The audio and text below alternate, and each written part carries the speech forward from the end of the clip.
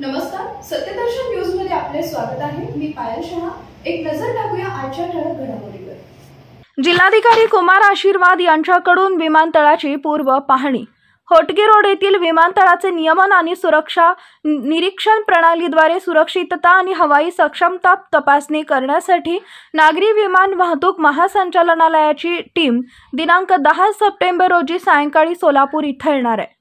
त्या अनुषंगाने जिल्हाधिकारी कुमार आशीर्वाद यांनी आज सकाळी सोलापूर विमानतळावरील कामकाजाची व सुरक्षा व्यवस्थेची पूर्व पाहणी केली।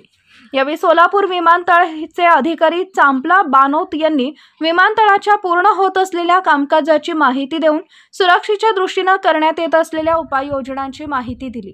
नागरी विमान वाहतूक महासंचालनालयाची टीम दिनांक 11 व 12 सप्टेंबर 2024 रोजी सोलापूर विमानतळावरून विमानसेवा सुरू करण्याच्या अनुषंगाने विमानतळाची पाहणी व तपासणी करणार आहे। नागरी विमान वाहतूक सेवा सुरक्षेच्या ब्युरो अधिकाऱ्यांनी होटगी रोड सोलापूर विमानतळाच्या सुरक्षेच्या दृष्टिकोनातून विविध पातळीवर अत्यंत काटेकोरपणे तपासणी केली।